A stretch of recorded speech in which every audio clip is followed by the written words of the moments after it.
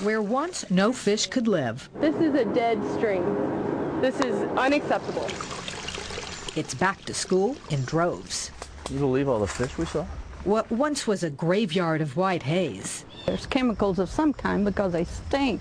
has made a Lazarus-like return to life. It's just amazing. For 4 years, the I-teams refused to accept idle promises. The permit is in-house and it is under review. And gone back again. I think we got a solution coming. And again. We're still no permit. Why? Well, it's just about ready to go. Till those who allowed an environmental disaster delivered an ecological miracle.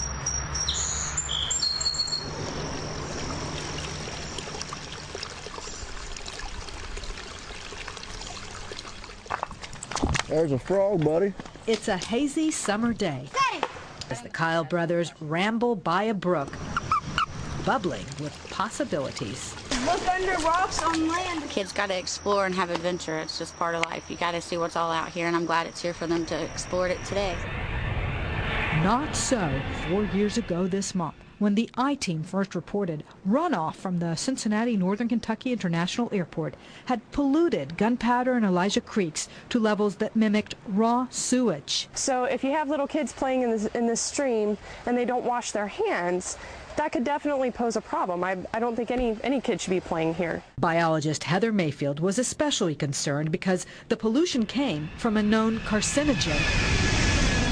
De-icing fluid. Sprayed on planes in the winter, it washed into the creeks, which start on airport property, then meander and flow through private backyards. Watch out for poison ivy. Oh, cool! And public play plots into the biggest creek of them all around here.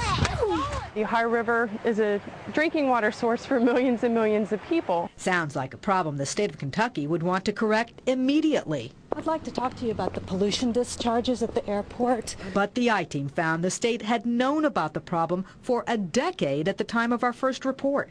We found state documents citing the damage and the violations of Kentucky water quality regulations. Yet the state wasn't fining the airport for repeated violations, and rather than issue a tougher permit, it let the old one expire and let the airport keep operating for years without a new one. This is a classic case of enforcement gone wrong in Kentucky. What is taking so long? We're looking to move on it by the end of the year. But when the I-team checked back a year later, nothing had changed. In fact, the pollution level was even worse. The state still wasn't fining the airport, and that new tougher permit the state had promised to issue still wasn't in place. I don't understand why it has gone on for so long. While neighbors like Ann Gunkel kept their kids out of the water, the I-team watched as Heather Mayfield gave way to Tim Guilfoyle, continuing to sample the water for the Sierra Club. And we'll just do some testing right here. And we kept after the state as it changed guard, too. We weren't satisfied with the level of progress that had been made. Till finally, in April 2005, Kentucky's Commissioner of Environmental Protection ordered that tougher permit into place.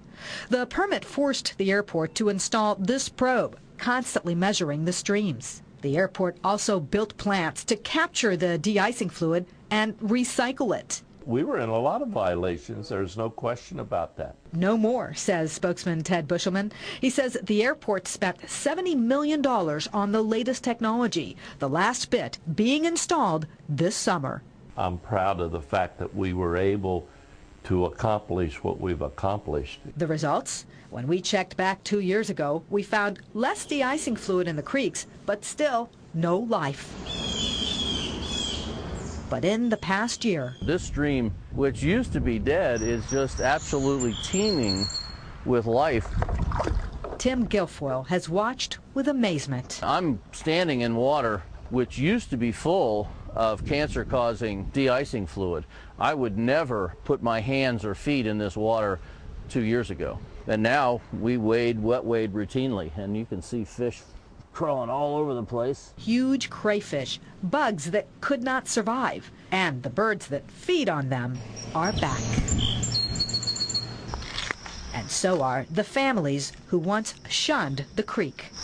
This shows that even from human-generated pollution, if we can stop the source, the earth can come back and heal itself. Ann Gunkel lives here, but she also teaches environmental engineering at Cincinnati State. In this day where you hear about all these global problems, it really does show that a small group of thoughtful citizens, as Margaret Mead said, can make a difference. Just thrilling, actually, to know that the citizens in northern Kentucky came together, and with the help of the I-Team and with the help of the airport and the state, we brought this thing back to life. My hope is that other individuals will be inspired by this story as well and take it upon themselves to take action in their own community.